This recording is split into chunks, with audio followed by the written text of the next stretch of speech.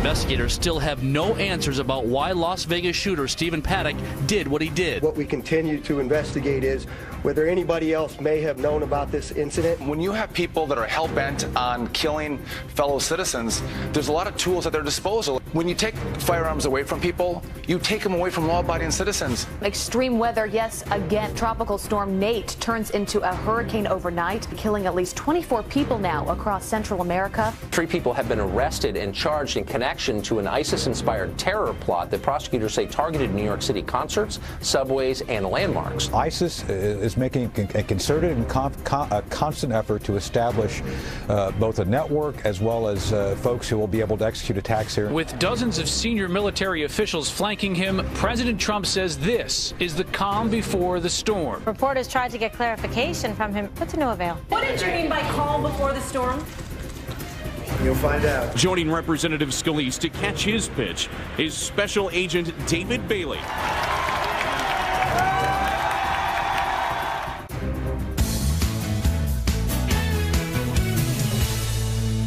We've got Dean Cain on the couch. Look in this morning. Superman's with us. We are in good company. We're thrilled to have you here, but we've got people emailing. Obviously, they're up, they're watching this show, and they've got some thoughts about the couch. This is an email coming in from Shannon in Georgia. It says, good morning, guys. I just wanted to congratulate Dean Cain for hedging out Pete Hegseth in the hair department this morning. Both of you have beautiful waves, but Dean's are just a bit fuller today. Oh! Yeah, baby. I don't have a pony keg of gel in my hair. Well played. As been was accused said by a certain late night host of a pony keg of gel. Hey, whatever. It's good fun. You did just He get a does have haircut, great though, hair, I can tell. I did, yeah, because I knew he was on the show. maybe Superman's that's on the why. show. I'm like, if I'm going to compete, I got to be at the top of my game, and I still can't win. This is all natural, by the way. This is all no coloring in this. I just want you to know. Really? No shoe shine? No gray? 75 years old, and I still have no gray. Wow. You know what? I think Dean Cain was the storm calm before the storm. He knew you were going to be hosting the show. Which would be great. Thank you, Mr. President. I am the storm now. And look what you've done. Look what you've done. Keep sending us in your comments. Who has the better hair? We want to hear from you this morning. Friends@foxnews.com. Please send them in. Thanks, Abby. Please don't email. All right. Now to a tough top story. Of course, we get serious here as well. It's been 6 days since 58 innocent people were gunned down at a Las Vegas music festival, but authorities still say they don't have a motive. This coming as more dramatic video surfaces of the shooting, which investigators are now asking the public to help figure out why it all happened. Will Carr is live for us in Las Vegas with the very latest. Will, what are you hearing there?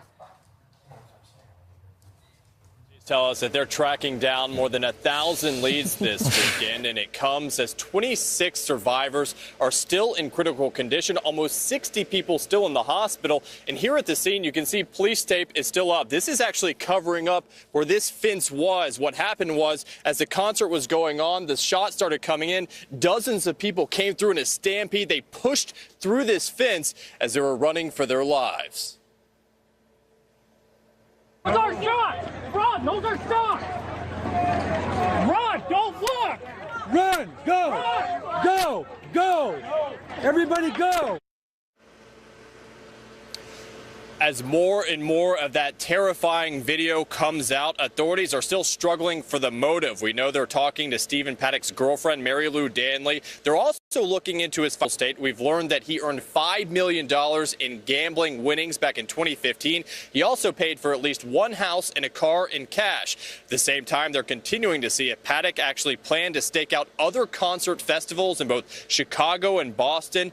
And at the same time, this city is taking significant time to honor the victims. There's a memorial out in front of the iconic Welcome to Las Vegas sign. A carpenter from Chicago drove into town after the attack, and he set up 58 wooden crosses. Each now has the name of each individual victim and their picture. When you walk through that, it is both powerful and emotional.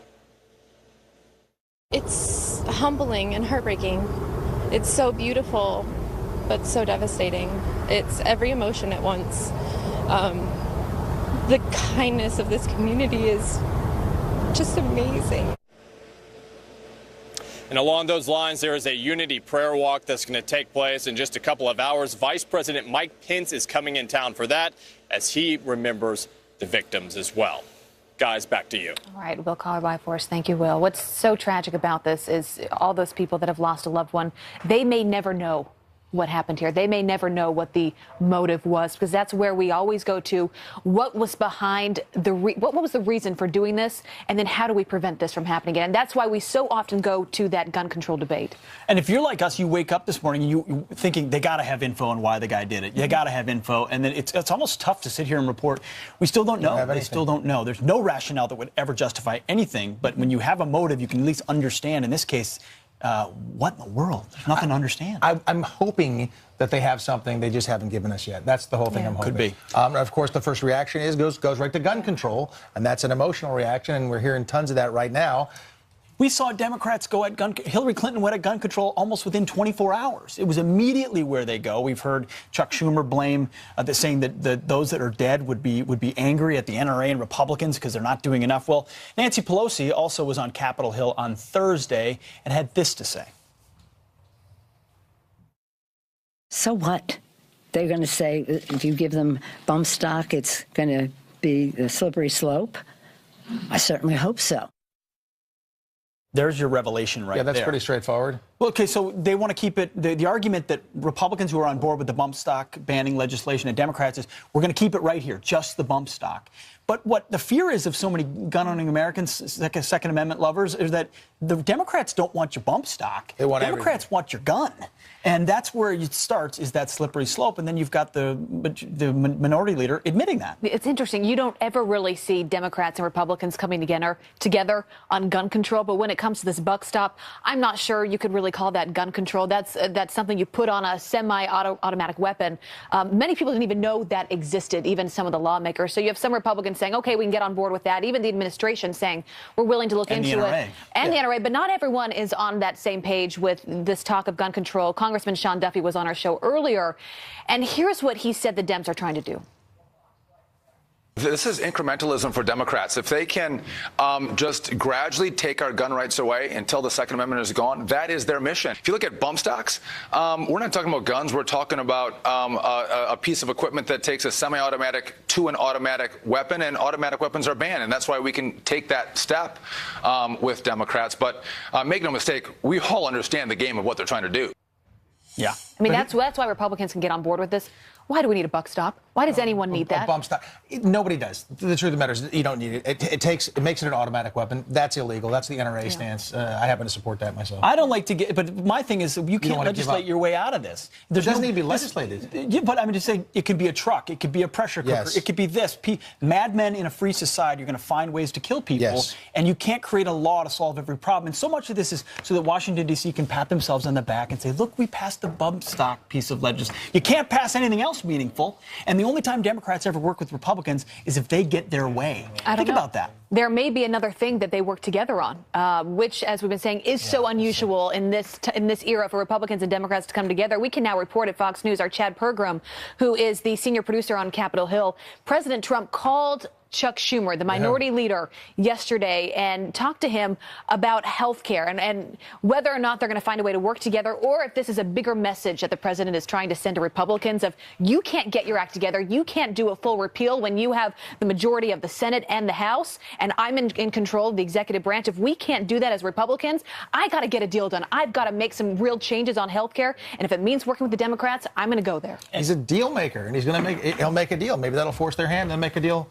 on the Republican side as well. It might. I mean, but if you're sitting in the White House and you say, okay, the Republicans couldn't pass the skinny bill, and then the Republicans couldn't pass Lindsey Graham's bill, then I need to scare them into coming back to the table. Because guess what? Chuck Schumer is not going to agree to any bill that repeals Obamacare. Mm-hmm. And every single one of those Republicans in the Senate ran, including John McCain, ran on repealing and replacing. Not fixing a little bit and replacing, repealing and replacing. Chuck Schumer would never be on board for that. Again, Democrats come to the table when they want to spend your money, more of your money, because they love to spend money, or if they can preserve Obamacare. They would see this as a path to work with President Trump to preserve Obamacare, because that's all they want to do is protect it. The president is smart in creating some leverage with his own caucus. Hopefully that's where it goes, because you don't want to cut a big deal that makes Obamacare permanent.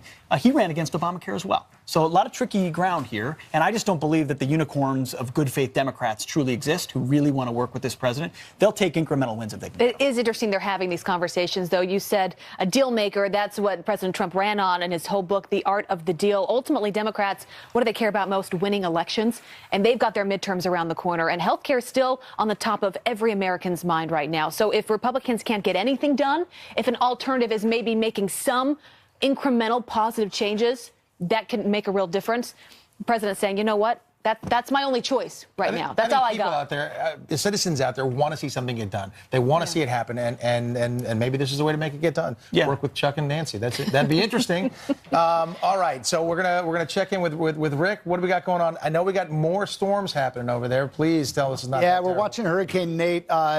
Reconnaissance aircraft is in there right now. The pressure's come down just by 1 millibar. That means it's not strengthening rapidly, which is really good news. However, the winds have come up just a little bit. They found winds at 85 miles an hour, still a Category 1 hurricane, and moving very, very quickly towards the central Gulf Coast, somewhere between southeastern Louisiana, around Mississippi and Alabama and the panhandle of Florida. That's our spot that we're watching for a targeted landfall tonight, so it's coming very quickly. Biloxi Bay in towards Mobile, those are going to be the bays that a lot of the water will push in, and we're going to see potentially some very dangerous storm surge moving in there, in addition to the rainfall that's going to be coming. Rainfall totals are probably going to be worse the farther north you go. Actually, the storm is going to move very quickly, but then we're going to wring a lot of moisture out once it gets in across the central Appalachians. So I think we're looking at a threat for some pretty significant flooding there. This is the official track. All eyes right here in the central Gulf Coast around the Mississippi-Alabama line, and then it moves throughout the Tennessee Valley, Ohio Valley, and eventually exits out parts of the Northeast. That's Monday into Tuesday. So I really like you, Rick, but I'm going to like when we're not talking to you as Me well. too. Late November, tell you is that what it is? Yeah. Ends end in November, but we're in a very active season. We might still have more after this. Yeah, one of the most active. There it is. Thank you, Dean. Activist. One of the most pregnancy brain here. One of the most active we've seen in many years.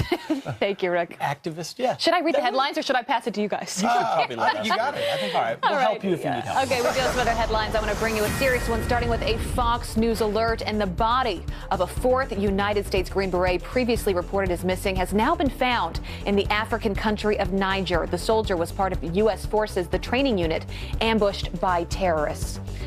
Also, Iran's president is defending the controversial Obama-era nuclear deal, saying there is nothing President Trump can do to stop it. According to state reports, Hassan Rouhani saying, quote, "We have achieved benefits that are irreversible. Nobody can roll them back, neither Trump nor 10 other Trumps."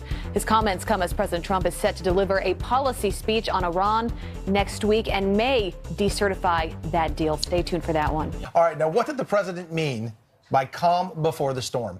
Alan Dershowitz is here to react next. I'm excited for this.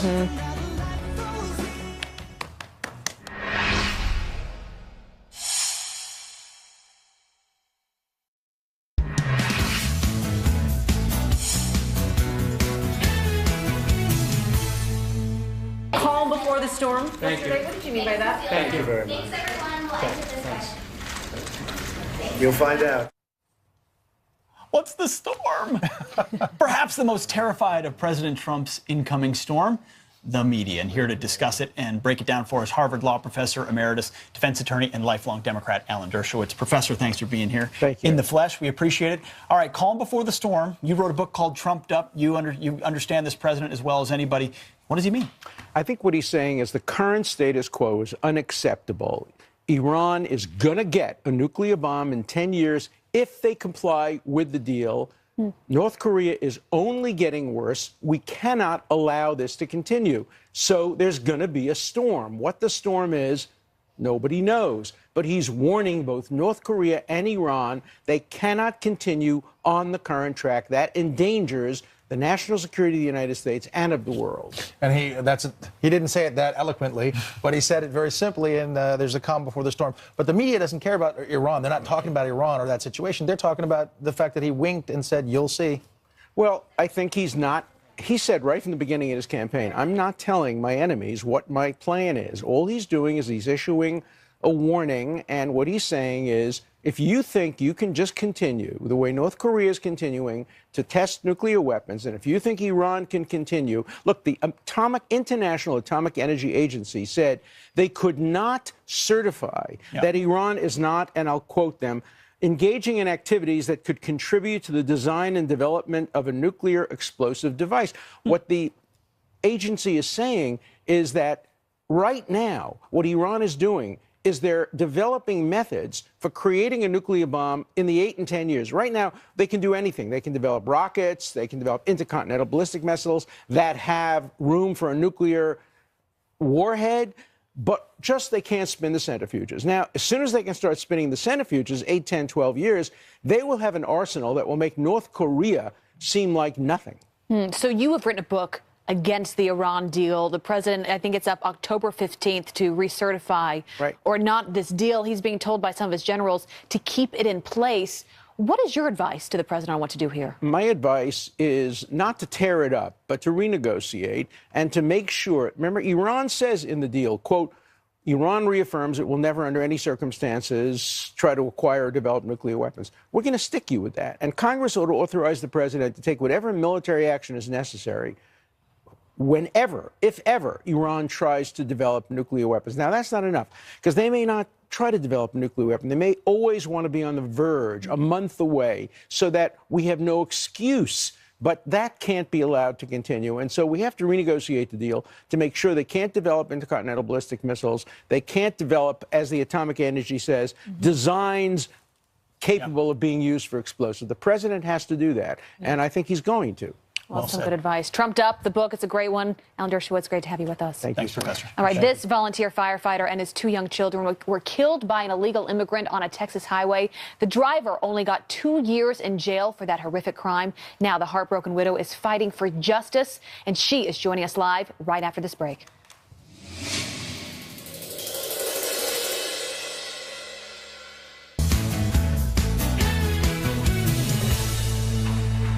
We are back with this heartbreaking story. An illegal immigrant without a driver's license responsible for this car wreck that killed a volunteer firefighter and 2 young children, ages 4 and 22 months. Now, the heartbroken widow and mother is fighting for justice so that other families don't have to go through what she went through. And she is outraged that her family's killer only got 2 years behind bars. Courtney Hacking joins us right now. Courtney, it is a horrible, horrible story. You lost everything. You lost your entire family.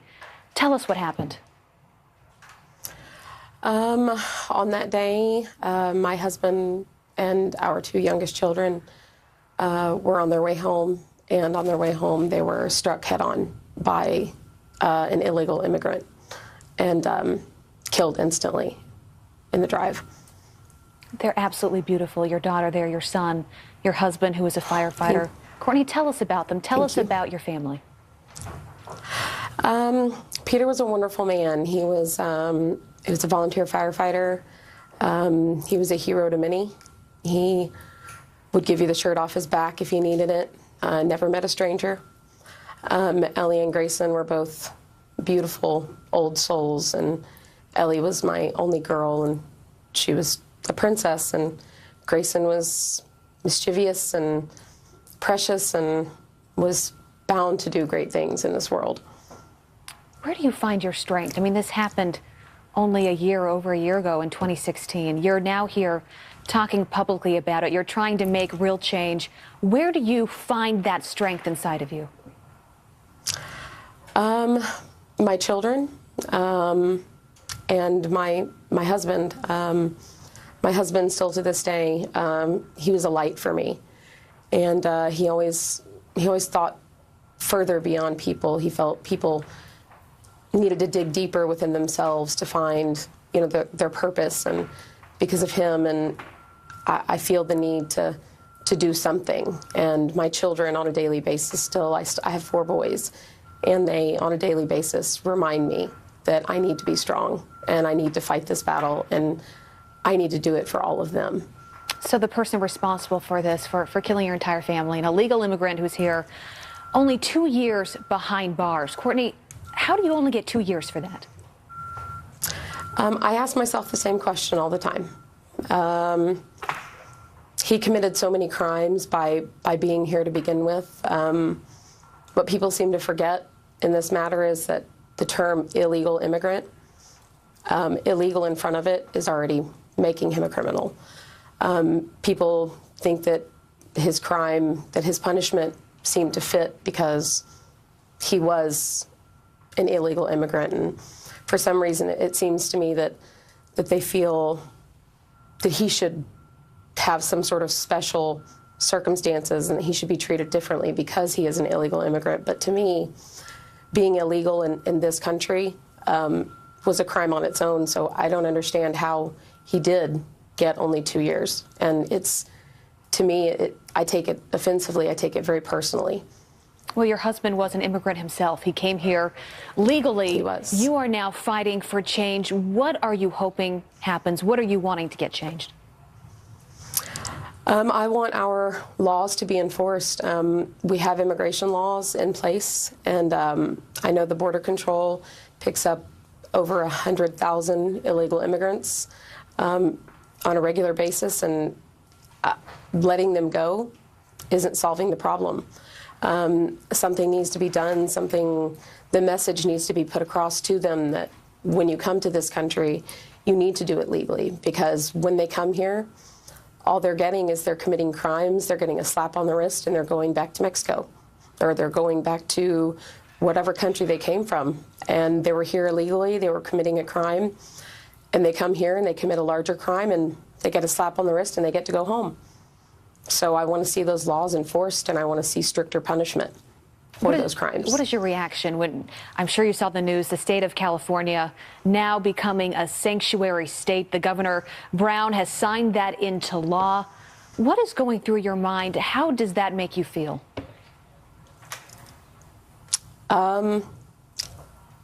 I guess disappointed, really.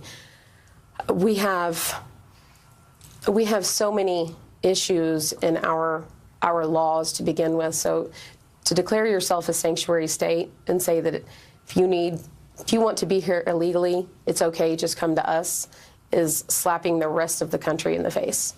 So I don't believe one country or one state in the country should have the right to say it's okay for us for you to not follow the law, but everybody else, you follow the law like it's supposed to be followed. So California is kind of a slap in the face, and it should be to all American citizens. Courtney, before we let you go, what are the best memories you have of your two beautiful children? How do you remember them? The sunshine on a dark day. I remember their beautiful faces. I see them from the moment I wake up till the moment I go to bed. I remember their hugs, and I miss those. I miss those hugs every day, and I miss hearing Mommy coming down the hall. And I miss when they said, "I love you." I miss their kisses. I miss everything about them on a daily basis. Courtney, your strength is incredible. You are an amazing woman, so thank you for being on with us and for sharing your story. Our thoughts, our prayers Thank you for having me. Are going to continue to be with you, Courtney. Thank you so much. Thank you very much. We'll be right back.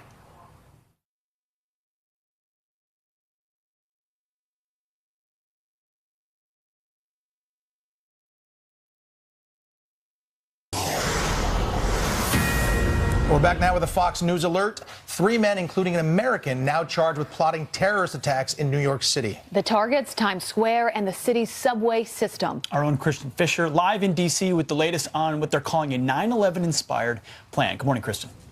Hey, good morning, guys. You know, at one point, one of the plotters emailed an undercover FBI agent posing as an ISIS sympathizer and said that he wanted to target a concert so that he could, quote, kill a lot of people. Now, this all happened last year, so it has nothing to do with what just happened in Las Vegas, but still, the timing of this revelation, pretty chilling. Now, according to court documents unsealed just yesterday, this all went down in the spring of 2016, so it happened a while ago, but it's only now being made public. One target, Times Square. According to investigators, one of the plotters told the undercover FBI agent that, quote, "We seriously need a car bomb at Times Square. Look at these crowds of people." He also said that he wanted to, quote, create the next 9/11. Another target, the New York City subway system. They even went so far as to send the undercover FBI agent a map of the system with markings indicating which lines that they plan to attack. Now, three men have been arrested and charged. One is a U.S. citizen based in Pakistan, another's from the Philippines, and the third is a Canadian citizen. Now, he's the one that authorities say actually purchased the bomb-making materials. He also secured a cabin right outside of New York City to use as a safe house. He was arrested while on his way from Canada to the U.S. He was planning to carry out the attack just 1 or 2 months later. Abby, Pete, and Dean. All right, Kristen Fisher live for us. Kristen, thank you so much. Thank you. All right, some other headlines we're following. Hollywood producer and major Democratic donor Harvey Weinstein is now facing major backlash over his massive sexual harassment scandal. His campaign donations to top Democrats, including Elizabeth Warren and Governor Andrew Cuomo, are now at least partially being given to women's foundations and to charities. Other Democrats, however, still reportedly haven't returned or donated any of Weinstein's campaign donations. Weinstein has been put on indefinite leave of absence from the Weinstein Company. And valedictorian speeches are quickly coming to an end. So lame. What the heck? High schools around the country aren't naming the top dog in every class anymore, according to the Wall Street Journal, a report that says districts in North Carolina, New York, and Virginia are leaving the title behind, saying it causes unhealthy competition between the students.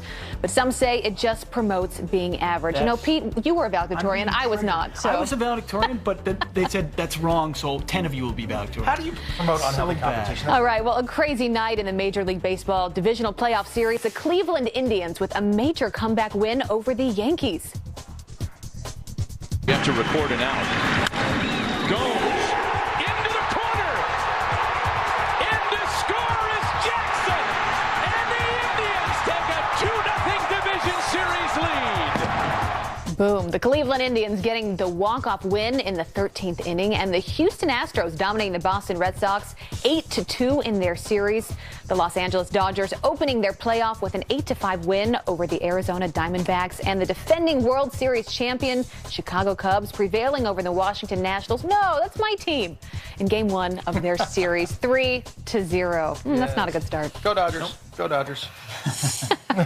Those are your headlines. All right. Speaking of hurricanes, cleanup from the other major hurricanes is still ongoing. All right, and our very own Janice Dean. Your very own Janice Dean. was in Texas. Janice was in Texas last week, and she has quite the story to share. She joins us now. Janice Dean, welcome. Oh my gosh, blushing times 2 here. You made we'll the just Dean's leave you list. two alone, all right? Oh, no, it's not. Listen, I'm so glad you're here, by the way. Thank you. I'm very happy to be here. And my husband is fine with it. Listen, I was out in Southeast Texas last week and met some amazing people. This group called Team Rubicon, they integrate veterans to help in disaster areas. And Hurricane Harvey was the first of the season, the major hurricane that hit Southeast Texas, devastated part of that area. And I want you to meet some of these amazing people. Team Rubicon, let's watch the package. Yes. With Dean Cain. Hurricane Harvey made landfall August 25th along the Texas coast. The storm brought unprecedented rain, damaged over 100,000 homes, and took dozens of lives. In times of disaster, we rely on the helpers, people who donate time and resources to lend a hand. Team Rubicon is made up of those helpers, led by a Marine veteran, Jake Wood. We quickly realized while we were down there, helping the victims of that earthquake, that the skills we'd learned in the military could, we could repurpose these to help people in these times of need. And so we came back and we incorporated as Team Rubicon. There's nothing more American than getting out and helping your fellow neighbors. So let's get out there and do it. So I went to Wharton, Texas, one of the hardest hit areas southwest of Houston. I met up with Team Rubicon as they cleaned up a local community center, one of the many neighborhoods where these volunteers have come out to help.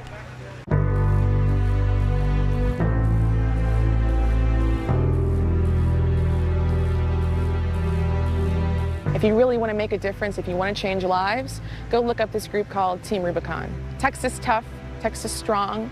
It's about knowing who your neighbors are well before a disaster, so that when disaster strikes, you know who in your community may need your help the most. Disasters bring out the worst in situations, but they also bring out the best in humanity. So they'll bring people together. There's more things that unite us than there is that divide us. I was in the Army for 20 years. I think just about anybody that's been in the military is used to just getting after a job. It's like, hey, here's what we got to do, and working as a team and getting it done. It's very fulfilling. You could sit around and you could talk about what's going on and about what people are going through But if you want to do something, you got to get up and do it. One lady, we finished her house, and she said, well, I got to ask you the hard question now. How much is this going to cost me? We're like, man, we're all volunteers. This is free. And she cried and she broke down to her knees, and it was a special moment. I am in love with all the teams. You know, it makes my heart feel great that people from all over the world, you know, think about others that's in need. And, you know, when you have a servant heart, that means everything. Can I give you a hug?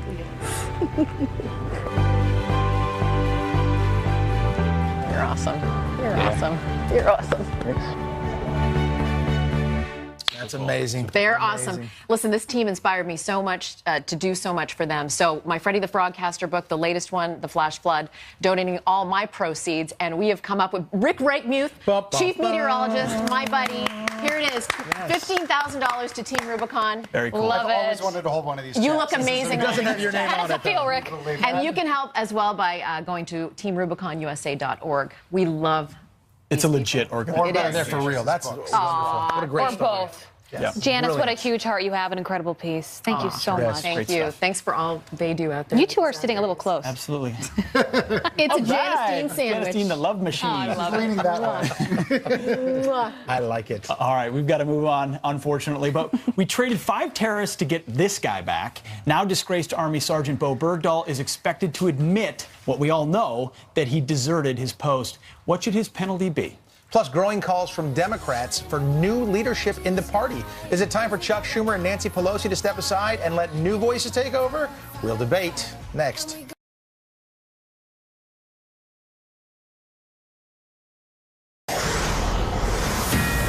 15 minutes now to the top of the hour. We are back with a Fox News alert. Louisiana bracing for impact as Hurricane Nate barrels towards the Gulf Coast. Rick Leventhal is live for us in New Orleans. Rick, what can the people there expect?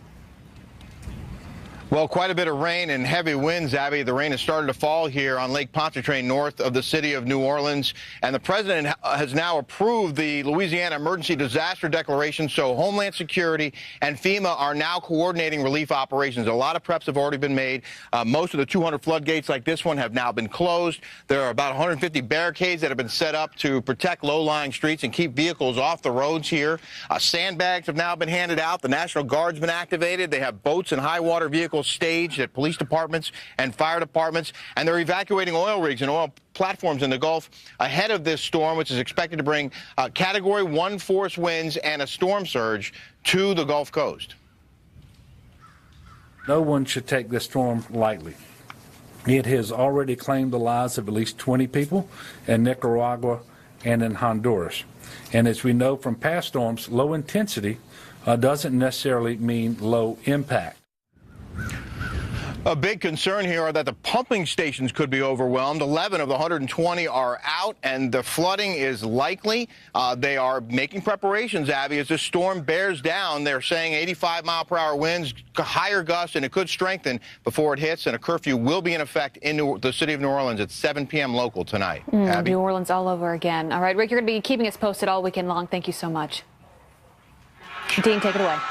Thank you, Abby. All right, a top Democrat is calling for Chuck Schumer and Nancy Pelosi to step aside.